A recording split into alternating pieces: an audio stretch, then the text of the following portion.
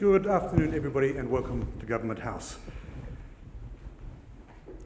Today, in contributing to public discourse on issues that help create a strong and dynamic community, we're going to be exploring the topic of South Australia in space.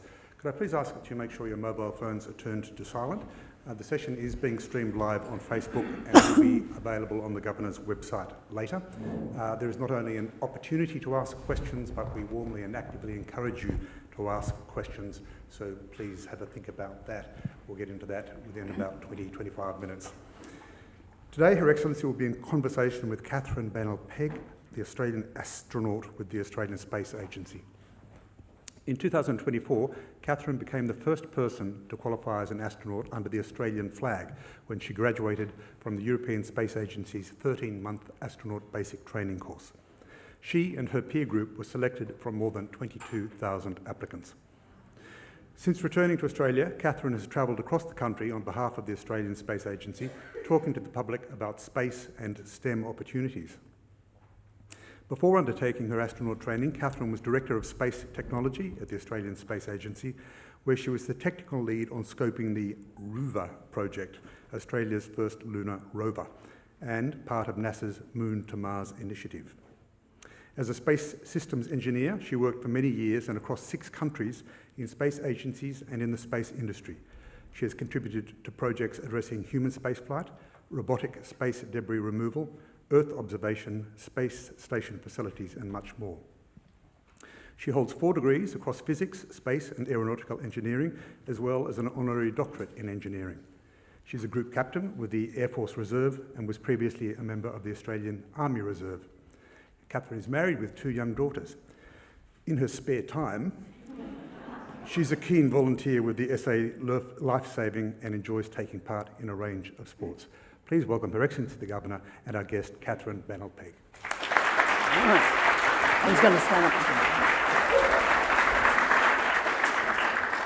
Good afternoon, everyone. Look, it's wonderful to have you all here this afternoon and to be talking to Catherine Bennell-Pegg. Those of you who've been before will know that we often have a little panel up here, sometimes 2 or sometimes 3 people who I chat to.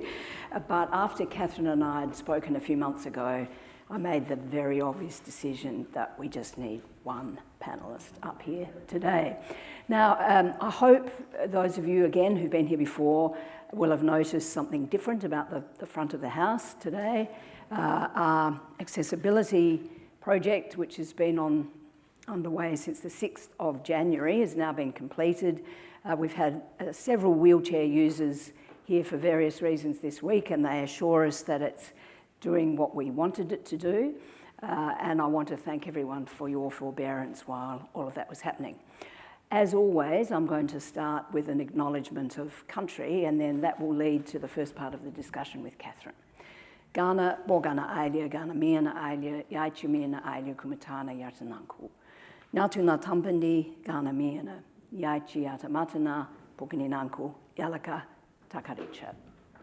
I acknowledge and pay my respects to Aboriginal people here today, whether from Ghana country or other lands and regions, and I also acknowledge the Ghana as the traditional custodians from the past, today, and into the future. Now, Catherine was kind enough, we've just had lunch together, she was kind enough, and it was totally unexpected by me, to give me a present. Sometimes people do, but it's certainly not obligatory. And it's a absolutely stunning artwork. People sometimes ask, do Rod and I get time for any leisure time? And the answer is yes, we do. And one of the things we love to do in it is jigsaw puzzles. Not that Catherine knew about that, but that then prompted a conversation not only about Aboriginal art, but about the way our First Nations people view space. I've got lots of starter questions for Catherine while you think of yours. I will allow at least half the time that we've got for you, but I will also give first go, if you like, to students who are here, whether from the Australian Science and Mathematics School or any other school. So I hope that's okay with people. Students seem to be sitting up the back, but if it's all right with everyone at the front, we'll give them first go, and if they're a little shy, we'll give them a second go as well. So, Catherine, how should we acknowledge what we have come to understand is deep knowledge on the part of Aboriginal people about space. In fact, often they will say, and we will say about them, that they were the world's first astronomers. What do you think about all of that? I think it's absolutely fascinating, and first of all, Your Excellency, thank you for having me here, and thank you everyone for coming. It's a pleasure to have the chance to speak with you today and to meet many of you as well. Well, at the Australian Space Agency, we know that we're really blessed to live in a country on a land that's home not just to the world's longest continuous living culture, but also one with such a close relationship to and deep knowledge of what we call sky country, and that's reflected in our Australian Space Agency mission patch, our logo, which I wear here on my flight jacket and my flight suit. I'm not sure if you can see it from there, but it's a shape of Australia made up with a series of dots, and each of those dots are in groups of colours. Those colours each represent a constellation which has a Dreamtime story behind it. It's important to different nations of First Nations cultures across Australia, and it's to really reflect that how for tens of thousands of years Australians have looked to the sky to guide their life here on Earth, when to harvest certain things to eat, when to collect emu eggs, and many other pieces of knowledge. But now we can also go to space to look down to Earth to guide our lives, and also go up there to make discoveries we can't make in any other way. I know when I was a student, knowledge of First Nations, knowledge of the sky was not something I was ever exposed to. So this is all quite new in the recent decade in the public consciousness more broadly. So what can we do now? I think it's to know that that's there and to be curious about it in a deeper way. And there's some great books out about it if any of you are interested in knowing more.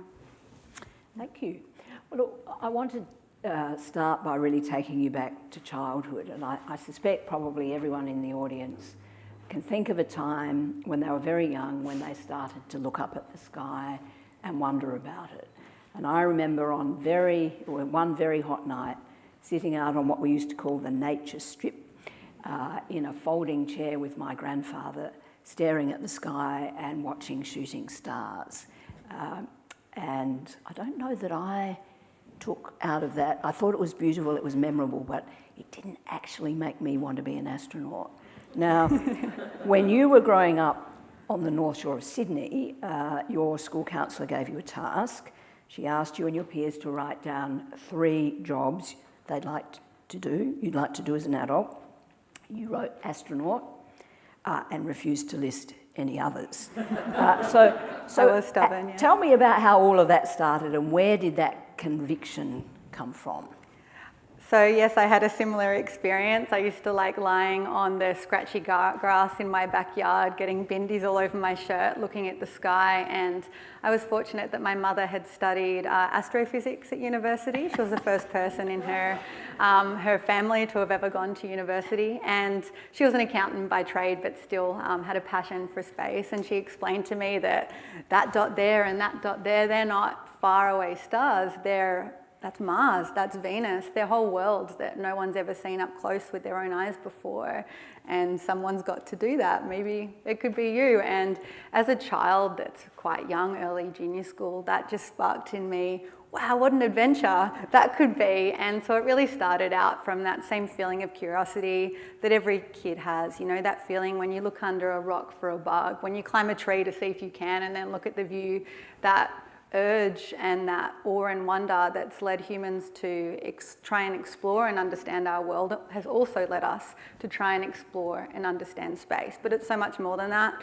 As I grew up, when I was about year 8 or so, I was also really interested in science. I'd read science magazines. I had the chance to do flying lessons and so on, and having the chance to contribute to concrete steps forward in human knowledge is something that drove me. And then now, having been a space engineer my whole career, it's also the knowledge that space is so important for our lives here on Earth. But I remember filling out that form and I was like, well, what else could be a better use of my time and my life than to go on the grandest adventure of all?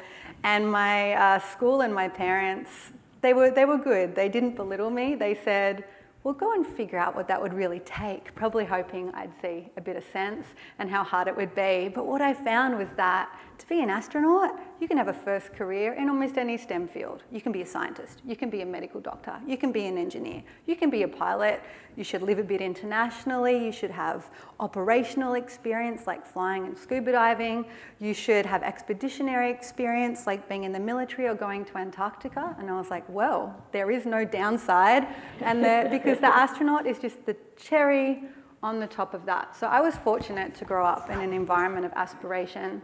And over the past year, since coming back from training, I've had the chance, supported by my work, the Australian Space Agency, to get out and about across our country. And I can tell you that curiosity and talent are absolutely everywhere. They have no postcode and they have no gender, but aspiration isn't yet everywhere. And we have work to do to help young people see the visibility of opportunities, have access to the education to get there, and to have the confidence to strive in academic pursuits, even if they're not top of the class. Here in Australia, we are great at teaching our kids to give it a go on the sports field, even if they're the weakest on the pitch, right? They'll lean in for the love of the game, for the team, because it's fun.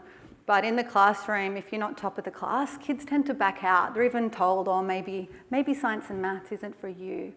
But we need to teach them to strive there. If they find a topic that they think is worth reading about, if they see a problem worth solving, don't compare yourself to where you are in the class. If you enjoy doing it, if you think it's worth doing, you belong there and you'll get good enough at it. So, Great. It doesn't sound as if you ever doubted. But let me ask you, did you doubt? And if you did, how did you overcome those doubts?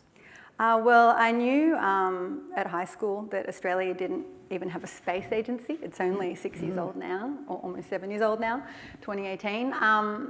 And we certainly didn't have a path to an astronaut program. So I went overseas, like most people of my era that wanted to work in space, because I didn't see a way to having the space career I wanted in this country. I was so fortunate when the Australian Space Agency set up, they hired me and others back to help grow the country. One of the other barriers I had was that at high school, despite this passion for science and space, I had no idea what engineering was. I actually applied to study engineering because it had the word space engineering in the degree title as a double degree with physics, and I didn't fit the stereotype at all. I'd never written a line of code. I'd never used a drill. There's no way I'd help my parents build IKEA furniture. You know, I was not that kind of hands-on kid, but I learned to get along with it. It was a bit of a slog at uni, and then I learned to love it and find joy in engineering, and it's led me to have the most incredible adventures. But that barrier of even knowing what a kind of technical career can do, say engineering, remains the greatest barrier for young women joining engineering today. According to Engineers Australia, only 3.8% of engineers in Australia are Australian-born and educated women. So there's a lot of work that remains to be done. There is indeed. But you have done some pretty interesting things along the way, haven't you? And Hugh mentioned rover and got a little bit of a laugh. When I was in New Delhi last month promoting South Australia, and I attended the Indian Space Congress, and I was given a guest of honour speaking slot, and I got up there and talked about all the wonderful things that are happening in the Australian space sector, and particularly here in South Australia, given that we're host to the Australian Space Agency. And I mentioned the word rover, but I didn't get a laugh at all. And it's the kind of thing, you know, when you're foreign language, tricky, but you've worked on rover and the Orion spacecraft, so from a space systems engineer point of view, what's all of that all about? What are the highlights of it? Oh, I've been blessed to have had such incredible highlights through my career. I think it started the first time I got to work on something that was going to space. I was an intern, a master's student at the European Space Agency. It was the first time I got to be hands on just the analysis of a satellite that was going up to measure winds around the globe. Now actually there's kids in early high school in Australia putting experiments on the space station, so opportunities now are even more incredible. But knowing that I'd got a foot into this world which is so opaque, so seemingly elite. In fact, it's just another application, it's not elite at all, but really felt special. But for Ruva, that was the first mission I had the chance to work on back in Australia. When I came back, my first job was to look around the country at what Australia is good at in space and adjacent to space, but could be used in space, and what our country needs. And I worked with the program manager of that program, who happened to be my husband at the Australian Space Agency, and we came up with this mission concept and took it to NASA. And the concept was about using the best of Australia's robotics, our field robotics in agriculture and mining, and our autonomous systems capabilities of operating complex robots and production lines and trucks on remote mine sites to the moon. Not to mine the moon, but to explore it in an efficient way. So our small 20-kilogram rover is Australia's first foray into this, and to know that I was able to use my knowledge working with the team here to do something new for our country was really special. And Orion, again, wow, that vehicle's going around the moon. Both me and my husband have worked on that, so if I ever get a seat on it, well, he'll be crossing his fingers in more ways than one. But yeah, it's a pleasure to be able to work in this industry, truly.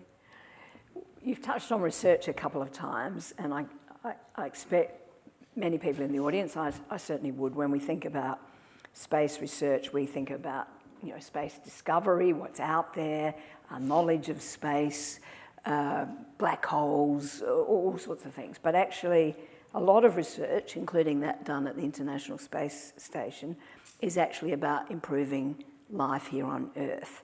Can you give us some examples of that? And maybe the two things relatively, what draws your interest most and what's changed about most, even in the period of your professional engagement in space?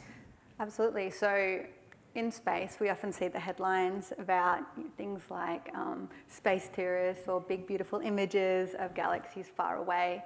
And all of these high-profile things do have value, but it's just the tip of the iceberg of what space offers.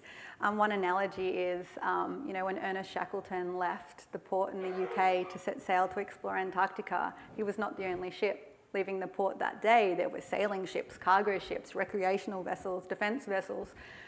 Because the ocean is a place with many activities and industries using it, space is the same. It's just a place. But it's a place that's all above us and all around us. It's the ultimate high point from which we can see phenomenon around our world. From space, we can see bushfires and floods. We can see refugee movements and know where to drop food. We've seen evidence of where modern slavery is and hotspots for that. We've seen the algal bloom here and been able to track and monitor it in ways we couldn't without space. And what you can see from in this high point, you can connect. Like a super high mobile phone tower, you can connect 2 points that are far away from each other. And we're seeing big advances now in that in the future. In just a few years, we'll be able to see direct to mobile phone communication. So we'd have coverage, for example, for 000 everywhere in our country from a mobile phone. That kind of technology is already being used to keep police officers safe in Western Australia when they're out of mobile phone networks. And what you can connect from up there, you can inform. So our GPS, which is position and timing data. So every time you use your phone to make a purchase, it is using GPS timing data. It fundamentally underpins our society. But what many don't realise is that human spaceflight is part of this space for Earth too. So the big home of astronauts today in space, of most astronauts, is called the International Space Station, the ISS. It is absolutely colossal. It's the greatest space station ever built. It's the size of almost of a soccer field, so it's 109 metres across. The internal part with air in it, where astronauts can work, in normal clothes, is just filled with scientific experiments, and it's the size of the internal passenger part of an A380 or a 5-bedroom house.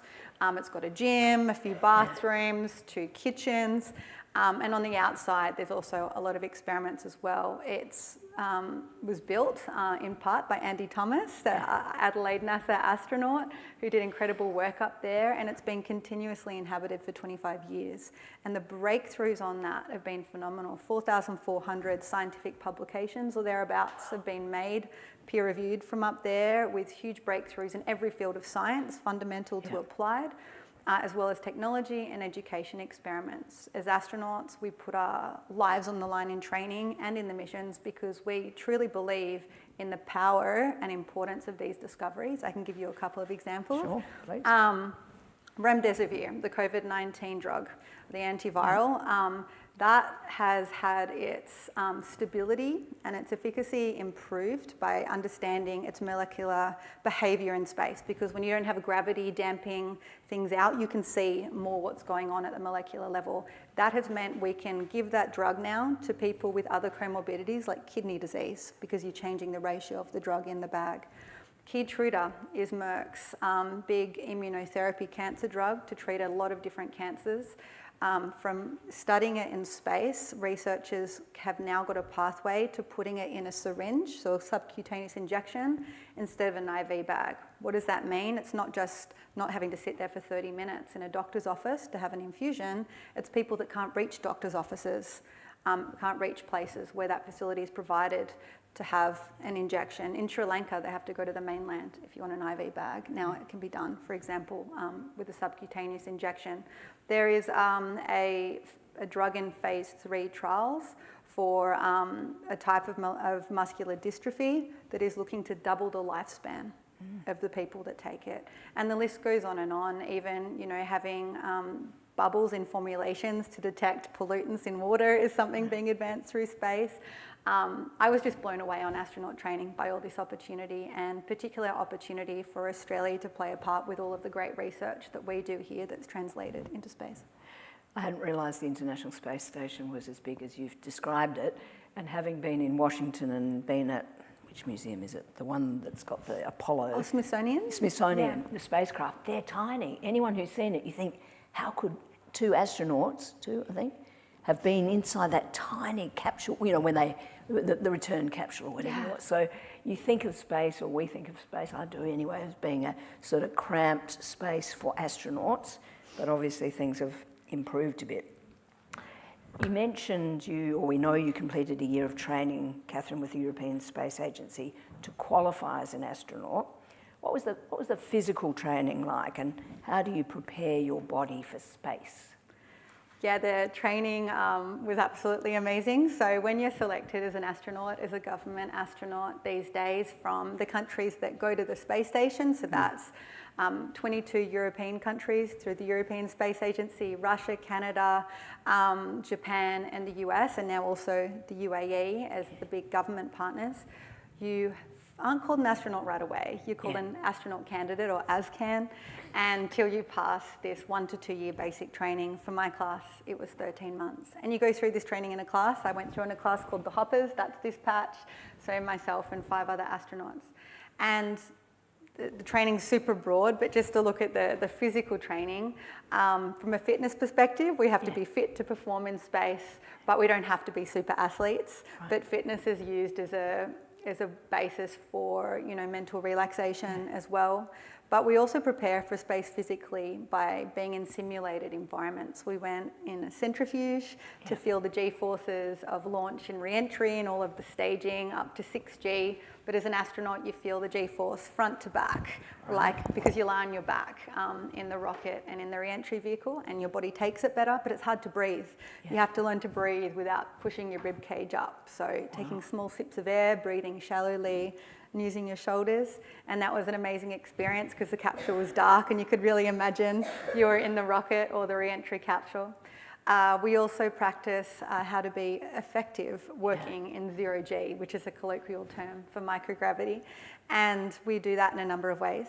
One is virtual reality, and having a simulation in virtual reality of the dynamics and having things on pulleys by being suspended from the ceiling and moving around. We practice spacewalks by going in pools deep underwater around full-scale mock-ups of the outside of the space station, and do EVA missions in pairs with a voice in your ear. But the thing is, when you're doing things underwater, water's heavy. So when you move, it dampens your motions, and you get this feeling of stability, which is totally the opposite. In 0G, you're like a ping pong ball. You can push of a finger, you'll fly across the room. So we have to learn about that in what's called vomit comets. No vomit that I floated around, luckily. Sorry, everyone. Zero-G planes. And that's 22 seconds at a time. And, you know, you get this urge the second your body's not touching something to swim. Doesn't work because you're in air and air compressors. But even if you stub your toe when you're trying to move around, all of a sudden you'll flip over and your feet will be on the roof. So we had to learn to do things like CPR in Zero-G. Wow. CPR, you do a handstand on the person, hold your arms up and do squats on the roof. Otherwise, you just push yourself off them. If you're using a drill, you have to hold on or you'll spin. And then the few thousand people watching will have a little laugh at your expense. So it's important for us to be efficient up there. So we train as much as we can so we can do justice to all of the experiments we're doing, because we're really scientists in the sky, the hands and the eyes of our country's scientists on the ground. Now, this is all tremendously interesting, and I can see you've got everyone's attention. But we did advertise this as, you know, South Australia, space in South Australia, the space state, and that's why everybody's come, clearly. So can you just tell us a little bit about what the Australian space sector here in South Australia looks like? I say often when I'm overseas or talking to space people here, we know we've got about 100 organisations, some of them space startups, some of them academic or cooperative research centres, the SmartSat, CRC, all of those. What does it look like from your perspective? What do you see here in South Australia now that you're based here and absolutely immersed, as it were, in space? So I work for the Australian Space Agency, so I can't play favourites with states. However, we already mentioned that I grew up in Sydney. There's a reason I live here in Adelaide, and it's not just the beautiful beaches and the good wine. I was brought back here along with other colleagues because the Australian Space Agency headquarters is here, and the strong ecosystem here is just absolutely phenomenal. So here in South Australia, we have the Space Agency headquarters, SmartSat, CRC. The 100 space organisations are absolutely punching above their weight on the world stage. We have so many world firsts here just this year. In Western South Australia, we had the world's first commercial return of a space capsule containing pharmaceuticals, in this case, to a commercial spaceport anywhere in the world. And that was backed up 10 weeks later by another landing. And this is to look into these kinds of medical products and materials developments like semiconductors. We have a mission control here at Lot 14 on North Terrace that's providing services to international companies that are scaling. We're the first state to have its own satellite, Kanyini, which was built mostly here again on Lot 14 on North Terrace to provide the first demonstration of services from South Australia for South Australia, looking at water quality and other environmental indicators that can help our farmers and our fishermen as well. We have thrusters that are using solid fuel. That's not been done in the world before, and it could be a solution to the future, in future, to recycling in space, to be using materials up there as a fuel source. We have here rover competitions and part of RUVA being developed to take Australia to contribute back to the moon. We have the ARC plants for space here, which is looking at using these in-space labs to better understand horticulture and how to grow plants in a more drought-tolerant way and efficiently on Earth as well as in space. You know, the list goes on. Actually, just 2 days ago, I really enjoyed being able to support a project called Safety from Space. And this is about having a rescue beacon for astronauts on the moon. So to achieve the science objectives as humans go back to the moon, humans are going to have to travel about 10 kilometres or so from the base in vehicles and so on. And what happens if an astronaut gets hurt? What happens? How are we going to help them? How are we going to know what's happened?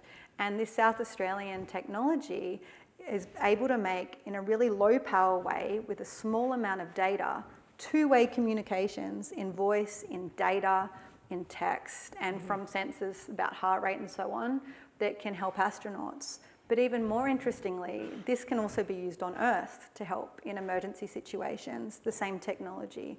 And so we're having all of that happen, you know, just within a kilometre or two of this building. Great. Well, true to my word, with not quite halfway, let's turn to your questions. But as I indicated at the beginning, I'm sure Catherine would be very happy to take questions from school students if you've got any at the ready. And if you have, we've got a couple of my colleagues here with microphones, handheld microphones. They'll bring them round. If probably easiest, if you wouldn't mind, just stand up if you're able to do that, so we can see you. Tell us your name and where you're from and what the question is. And no questions are off limits, just maybe some of my answers. But feel free to ask whatever you're curious about. So we're just going to go to the school students first, and then we'll... It always takes a bit of courage to ask the first question whether you're a school student or not, so well done. Do you still think you would have a love for space without your mother's love for it? I think so. I think it was also the strong... my dad used to like hiking in the Blue Mountains, and I love sports, and I was naturally curious about the world around me. I had the advantage, I guess, in that I had someone, both my parents actually, that could encourage me. But it's hard to know for sure, but certainly I think I would, yes. Other questions from students? I want to give you a really good run, and I'll keep coming back to you if you... But anything, this is your big chance, actually. Okay. And please, name and school if you're happy about that. My name's Oz. I'm from Hamilton Secondary College. My question is, there's a lot of courses in Australia that are getting removed around space. Like here in Adelaide, the astrophysics course is getting removed as of next year with the merger, and several space science courses here and outside of South Australia are getting removed. Do you think that will hinder the growing space sector in Australia? Thank you for raising that. I actually wasn't aware of that, so that's the first I had heard, so appreciate you bringing that to my attention. Without knowing the basis for that, I couldn't really say either way, but in terms of space, yes, we need people that are trained in space specifically, that's what I was, but in fact, because space is such a broad sector, we need every kind of job, not just STEM jobs. We need... Pretty much if you put the word space in front of the title, there's a job that needs doing. We need people to drive the trucks with the rockets on it down to Whalers Way. We need seamstresses to stitch together the thermal blankets around satellites. We need researchers in every field that want to use space as a lab to be able to access it. And at the core of that is the STEM professionals that create the infrastructure to do so. So I think that having the ability to be educated in all of these STEM topics is important. If you don't have that topic available here in South Australia, there are other courses around the country, and then you can come back for your postgrad. But yeah, certainly astrophysics is a pathway to be an astronaut.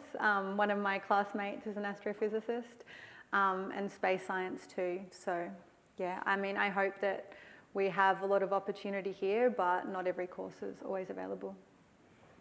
Any other questions from students? You're winning. Yeah, there's a hand up there. And of course you don't have to ask now, you can ask later as well. So I'm Ashley Kong from the Australian Science and Mathematics School. My question is, when you were studying to become an astronaut and becoming one, have you had to sacrifice anything in your life? Certainly, I think all of us make conscious choices to prioritise things over other things every single day, from the little choices to the big ones. I've never sacrificed anything that I would have regretted if I hadn't become an astronaut. When you make those choices, they have to be intentional, and you have to be able to live with that. Certainly for me, there's things that I will not sacrifice. So I have 2 kids, a certain amount of time and attention to my children is something I will not sacrifice. And as I become more experienced and more confident in my career, it's easier to draw boundaries around what's important to you. Certainly being overseas at a time when my mother was sick with cancer was very difficult. But my family were really strong that I shouldn't throw everything to the wind and stop my life. And that's something that, when we talk about sacrifices, you have to reflect on and own your own decisions. All right, general questions. And we'll start with the woman here in the second row and then go to the, on my left, your right, and then we'll swap over. So just here at the front. Oh, sorry, there's another student, is there? Okay, right, let's take a question from a student. So it's just a bit hard to see up the back there. Hello, my name is Rosa and I'm also from the Australian Science and Mathematics School. And my question is, drought and climate change is a big topic of contention in Australia, specifically South Australia, and how do you think South Australia's participation in space, do you believe it can help with the drought crisis and climate crisis here in Australia and beyond? Yeah, absolutely. Great question. So around the world today, 99% of data that we use, 99% of climate data by volume of data comes from satellites in space. The other 1% is basically ground truthing it. Now, when I was told that stat, I thought it sounded a little bit wild, and I went and checked it with the head of one of the NASA centers responsible, and he confirmed. So I've checked that stat. So using space data is incredibly important. Internationally, there's 55 different variables that are being monitored at the UN to look at climate change, and more than half of those can only be monitored in a precise and continuous manner from space. So space data, without a doubt, is critical.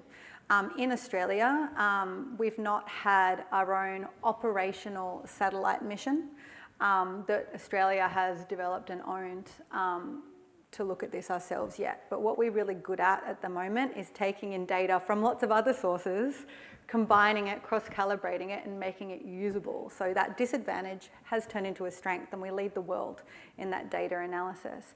Now, what I think is incredibly interesting is that now, here in South Australia, we have this capability within reach, with companies like Innovor, who made the Kenyini satellite bus, with those that are making the sensors, whether they're ground-based sensors connecting with the satellite or in-space sensors. We have this capability, and the Kenyini satellite was the first step to demonstrate this, and I look forward to what happens next. The size of the satellites we're building is going up into the level where Australia can have operational capability, potentially led out of South Australia, and we'll see what the future holds. Perhaps one of you in the audience one day that are students today will be part of making some of these first Australian systems. We'll see. Thanks, Catherine. Okay, so a woman here in the second row, yes. Hello. Wait, just got the microphone here. Yes, my name's Karen, and I just want you just answered one of my questions actually, but how many people man the huge space station? And also, it sounds like nations collaborate with each other, and that was what I was going to ask. Yes, but how many people are on this huge space station? It varies. So there's 2 vehicles that go to the space station today, one with 3 crew, one with 4.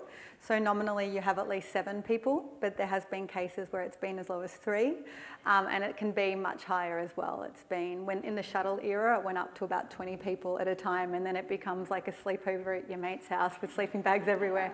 But it also has a strong ground crew on Earth. So there's an operations centre in Houston in the US, and at the international partner centres, and there's one in Russia, one in Japan, one in Europe.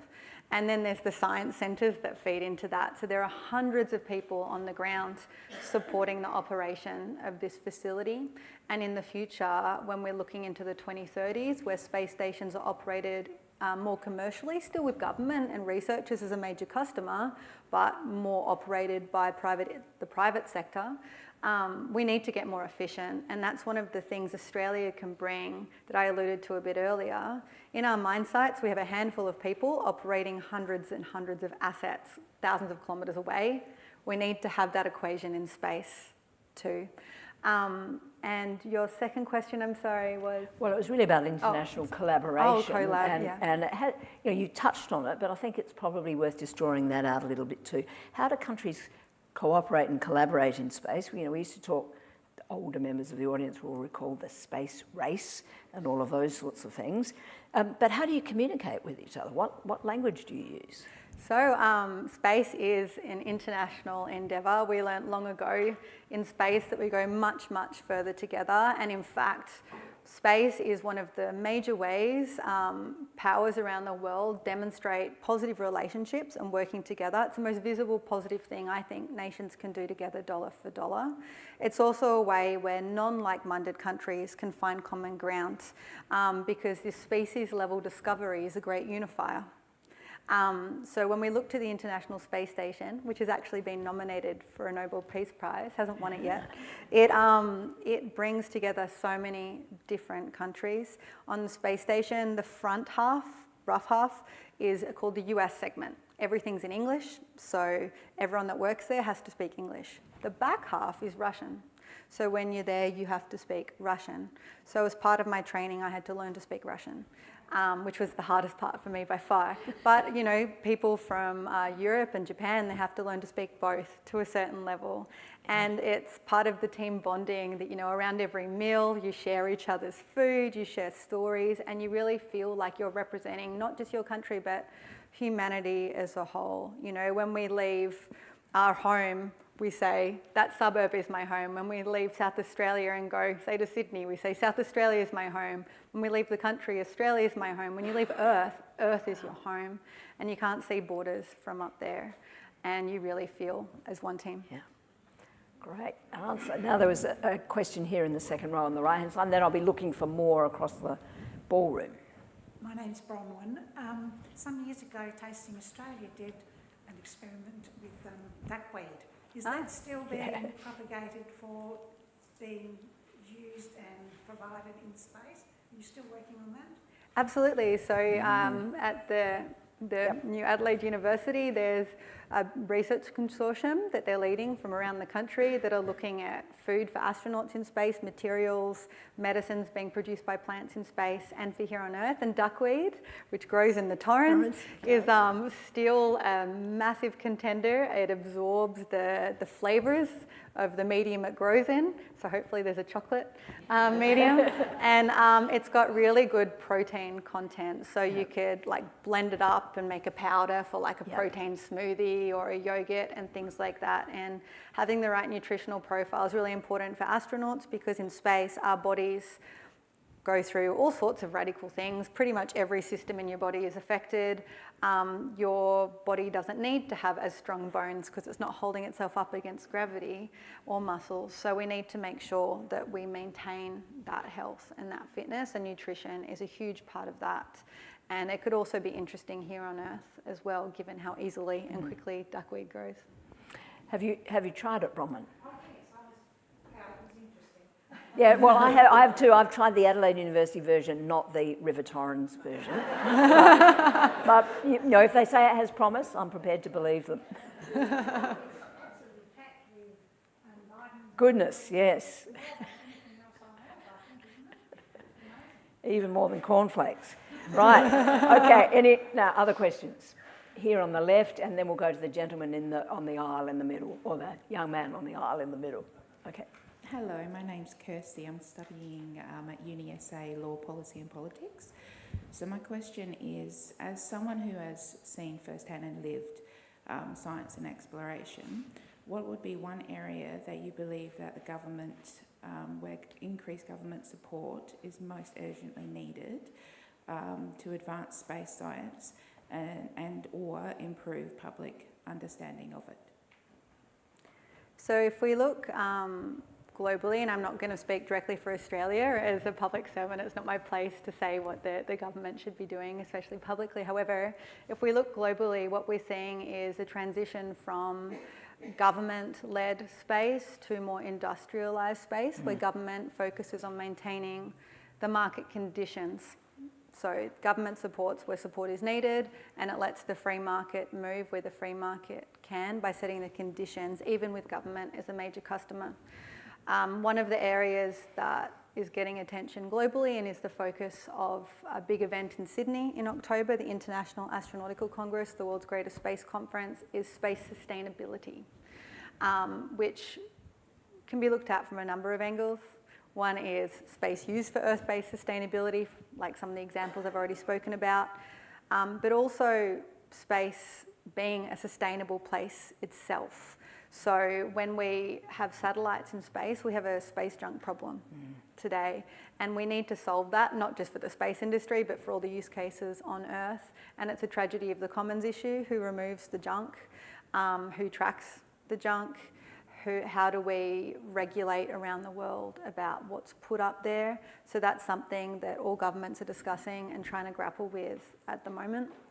I would say they are some of the activities. Another area government often acts is to open doors for collaboration between countries, because a lot of space technology is protected because it's dual use with military. So having the ability for countries to work together. So what we've done in Australia with the US recently is to have an agreement called the Technology Safeguards Agreement, or TSA, and that will allow for Australia to provide services to US launches from Australia. So to have US rockets launching out of Australian spaceports, which serves a demand in the US and creates opportunity for people here, particularly in remote and regional areas.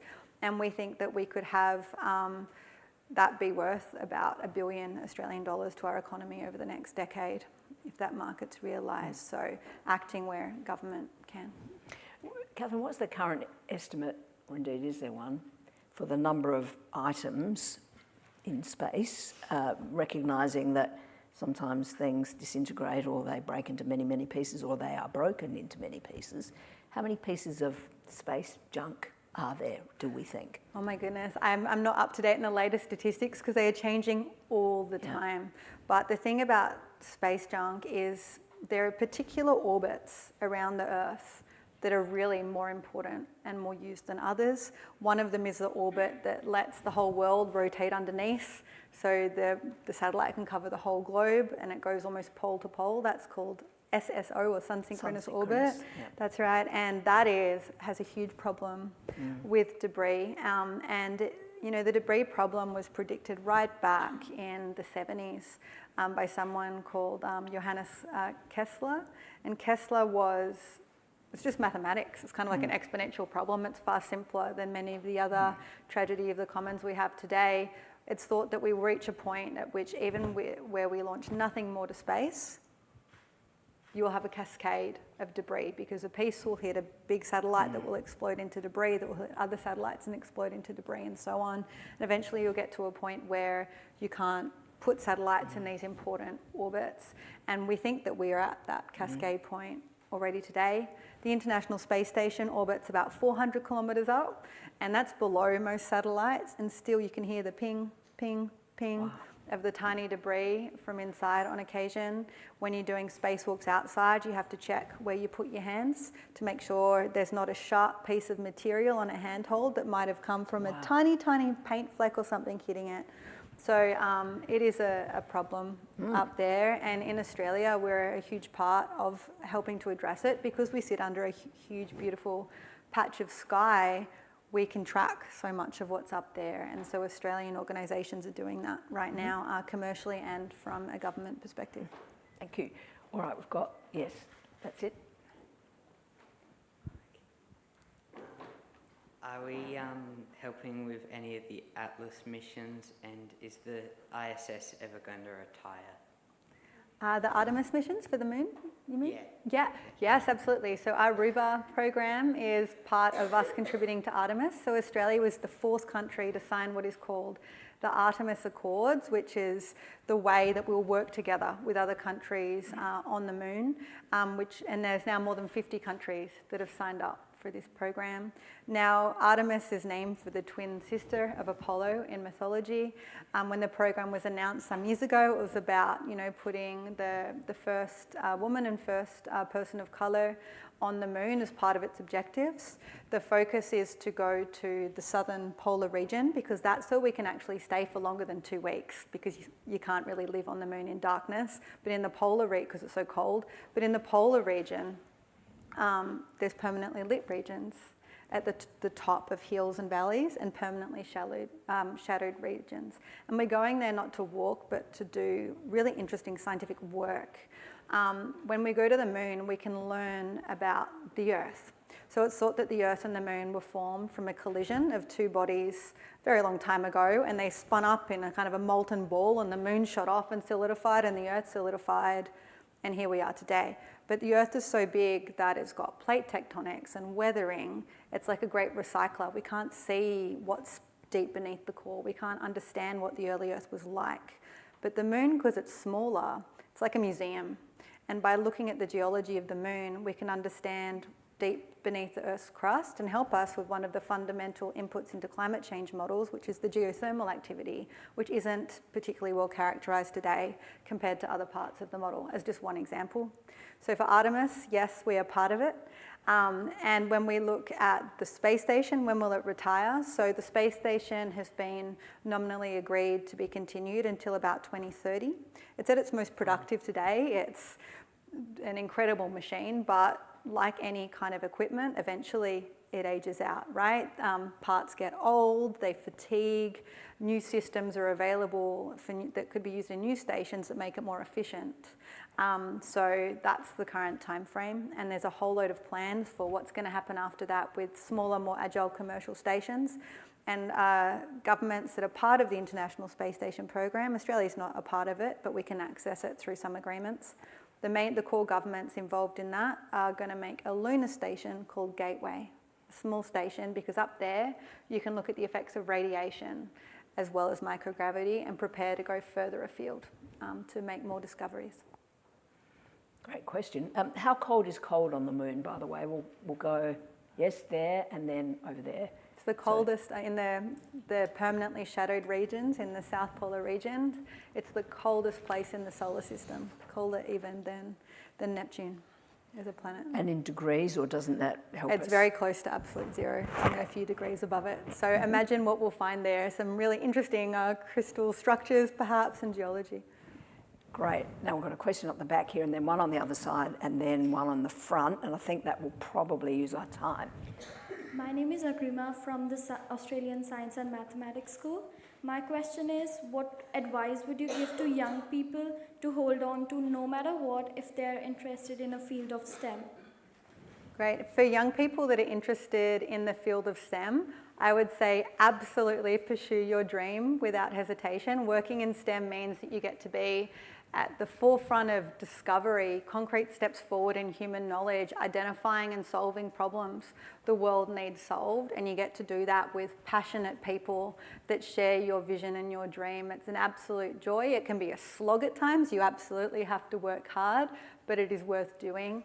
And even for those that might feel they don't fit the stereotype, like I didn't, just know that means you can add even more value. And I think that you don't have to pick so young what you want to be, per se. If you have a general interest in STEM, I would say don't think about what you want to be. Think about what you want to contribute, about the problems that matter to you, about the solutions that matter to you, and then focus on that and the kind of person you want to be. 55 years ago, people were walking on the Moon. They couldn't have imagined the world we'd have today. They didn't have the internet, let alone Instagram, or 3D printers, let alone, they didn't even have Post-it notes, right? They couldn't imagine our world today. 55 years from now, some of the students in the audience will still be in the workforce, right? We can't imagine the world you'll be working in, but you can imagine what you want to help with, and you can imagine the kind of person you want to be as you do that. So it's really important as you pursue a path that matters to you to think about, making self-care a metric as well. For astronauts, self-care and pacing yourself throughout your career is a performance metric. You don't sacrifice yourself for the goal, otherwise you won't be able to perform when it really matters. That's certainly worth thinking about. Right, up the back there was a hand there, yes? And then the front.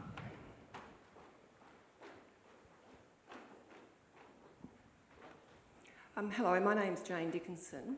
I just wanted to follow on from you talking about collaboration and cooperation between countries.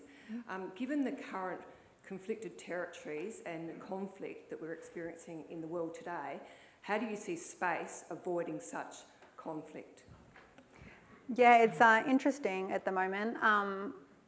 For space, it is a really important place, as I said, to see things that are happening around the world. There are There's the ability from space to detect when weapons are being used of many different kinds, to be able to hold countries to account internationally, to be able to see what's happening. And what's particularly changing is the role of commercial organisations in this. So Planet, a commercial company, spotted the camps in Western China, right? We had private actors being pleaded to in an open letter by Zelensky in Ukraine to provide data to help, and some of those private actors saw the first conflict indicators in Ukraine. So what role do these actors have? What responsibility do they have, especially if they're multinational? That's something to be grappled with, not just from a defence perspective, but also scientifically. How do we trust the data that's provided? And how do we integrate that within our systems as well? Working in partnership with our neighbours is important too. Science is an important part of diplomacy. Australia has tremendous capability in research and in space for our region. Being able to provide data and support to our region throughout disasters and other events is really important as well.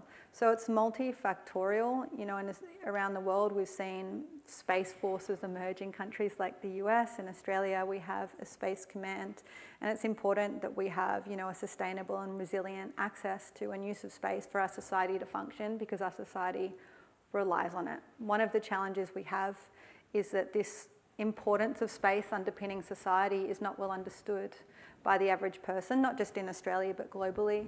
And if we don't understand the utility of space, we don't place value on the importance of being able to continue to use it and to continue to protect it. So that's part of the challenges we face as well, not just technologically. And the last question here in the front row. That was essentially my question, the one that you just asked. So. Okay, it is a great question, and obviously there's you mentioned the word diplomacy, the role for diplomats, the role for, you can imagine double degrees in astrophysics and diplomacy, I suppose. But it, you know, that being able to hold governments to account by virtue of evidence gained from space is certainly a thing, and also in scientific endeavour. And if you can go back as far as Matthew Flinders and Nicolas Baudin had Encounter Bay. They both thought that their countries were still at war. They had no way of determining otherwise. As it happens, they weren't, but they set aside that possibility to engage in scientific exchange. Whether something that was possible in the 18th century would still be possible, or early 19th century would still be possible now, hard to know, but we can certainly hope. Now look, I think that does actually bring us to the end, because I know Hugh's got some final remarks he wants to make as Official Secretary, given this is the last of the 2025 Winter Conversation Series. Indeed it is. Thank you, Your Excellency. It is the last of the Winter Conversation Series, but that means from the first Friday of next month, we recommence lunch on the lawns. So first Friday of every month between 12 and 2, the front gates are open. You're welcome to come and have your lunch on the lawns. We provide entertainment, you provide your food, and wine is also permitted. No bookings are required for that, but at the same time we do run garden tours. Bookings are required for those, please, which can be made on our website. And also on the 12th of October we will have our open day when the entire house and grounds will be open, so we would welcome you all back then. Please join me in thanking Her Excellency and Catherine for this extraordinary experience today. Was fantastic.